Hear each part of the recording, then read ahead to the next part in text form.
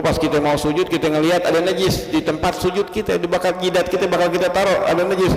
Ini kita pakai sorban begini, boleh kita bergerak tangan kita misalkan buat gerakin tuh begini. Ini depan ada najis, itu bakal sujud di sini nih. Buka sorban kita, taruh di atas daripada tuh najis itu di atasnya.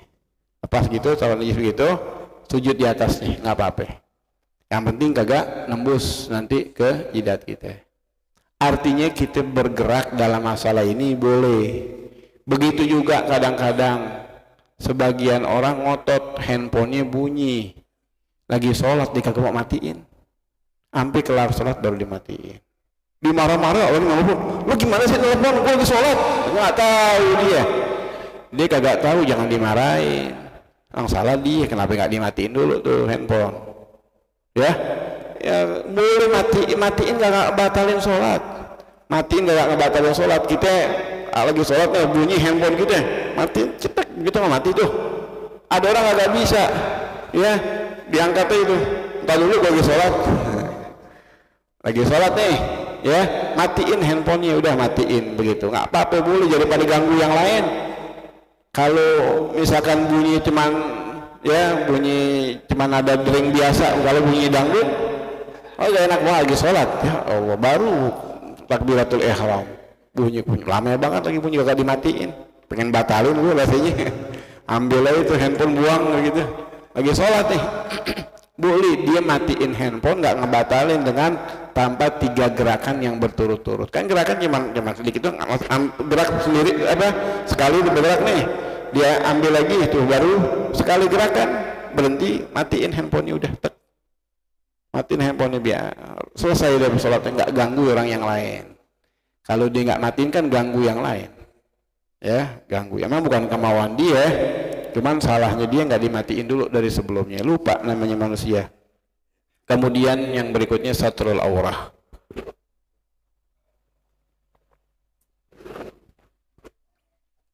Syaratnya sholat harus menutup aurat. Auratnya laki-laki maklum deh, dari pusar sampai dengkul, ya dari pusar, bukan pusar sampai dengkulnya doang, ya dari pusar ke bawah tuh auratnya laki-laki. Ya kalau begitu boleh dong sampai kosoblong, ya boleh, dari segi boleh, jangan nanya boleh apa kagak, nggak pantas nggak. Itu jangankan mau ketemu gubernur, Pak Lurah datang pakai kosoblong, pantas gak ini? Lah ini yang dihadapin siapa?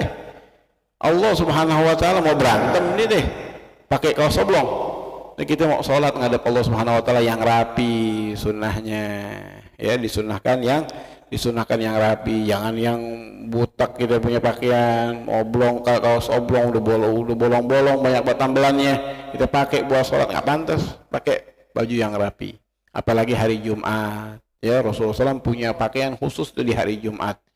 Jangan kita pakai pakaian yang berwarna-warni hari Jumat, khususin di hari Jumat pakaian yang warna putih. Biasain kita, kalau kagak kita yang ngerjain, siapa lagi yang ngamalin? Kita tahu, yang lain banyak yang paling nggak tahu. Sembahyang Jumat pakai warna-warni, hitam, merah, hijau, kuning, abu-abu, pakai batik. Nah kita pakai putih, serba putih yang lebih afdal. Rasulullah SAW ada khusus pakaian di hari Jumat warna putih, dari kofiahnya, dari bajunya, semuanya bawahnya putih semuanya. Itu sunnah yang kita bedain dengan hari yang lain. Ini enggak kita pakai kecuali hari Jumat kita keluarin, ntar lipat lagi, Jumat kita pakai lagi, begitu nggak jadi kotor. Kata orang sekarang, wah kalau putih cepat kotornya, aneh nggak bisa ngejaga. Jangan dipakai buat yang lain, buat Jumat aja, habis itu lipat ganti yang lain. Ini kita amalin sunnah seperti, karena banyak orang-orang sekarang nih yang nggak ada tanbih dalam masalah ini, nggak ada peringatan masalah ini, mereka merasa bahwa yang begitulah yang bagus. Kita dianjurkan khusus pada hari Jumat untuk pakaian yang berwarna putih. Kalau kita melaksanakan daripada sholat-sholat yang lainnya nggak ada masalah warna apa, yang penting yang bersih, yang bagus kita pakai. Dianjurkan untuk pakai wangi-wangian juga tatkala kita melaksanakan daripada sholat. Cukup dengan kita menutup aurat aja cukup. Misalkan kagak ada sama sekali kecuali kain doang. Kain kagak ada hordeng, pakai hordeng udah tutupin aurat kita. Kalau kita mau sholat nggak ada pakaian sama sekali, kayaknya jauh banget gambarannya sampai kagak ada. Bahkan kata ulama kalau memang kagak ada juga pakai tanah liat tutupin, misalkan kagak ada, kita alhamdulillah bersyukur sama Allah Subhanahu wa taala. Zaman dulu banyak orang-orang pada susah, bahkan ada orang datang minta pakaian, dia punya yang dia pakai doang, suruh datang ke rumahnya, nanti datang ke rumahnya kasih pakaian, dikasih pakaian yang dipakai,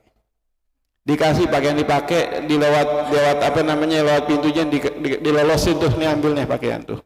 Dia nggak punya pakaian sama sekali, nggak bisa tuh. Orang-orang dulu kagak bisa, dia mengatakan nggak bisa tuh, nggak pernah dia mengatakan nggak pernah dia mengatakan dia nggak punya, dikasih dia apa yang dia apa, kalau orang minta dikasih semuanya. Kalau misalkan sampai segitunya nggak punya pakaian yang buat dipakai, banyak ada sebagian manakib ulama-ulama dulu sembayangnya gantian sama bininya, nggak punya pakaian, ya dia mau pakai kain bininya dipakai, terus sembayang dia. Ya mau keluar, dia bilang nggak bisa keluar, maknanya uzur nggak bisa keluar, tapi nggak punya pakaian, nggak ngomong dia. Ya kalau misalkan terjadi nggak punya pakaian sama sekali, bininya jalan lagi keluar misalkan, dia nggak ada yang buat nutup auratnya, dia nggak ada, maka dibolehkan sholat aryan wala i'adah, sholat nggak pakai pakaian, nggak pakai kodok, sholatnya sah sholatnya.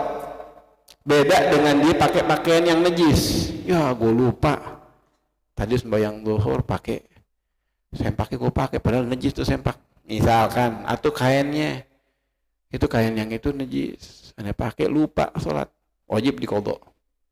Tapi dia sengaja sholat nggak pakai pakaian, kenapa? Kagak ada pakaian yang tahir, pinjam sono pinjam kemari kagak ada, ya kali ada horden buat dipakai kagak ada juga.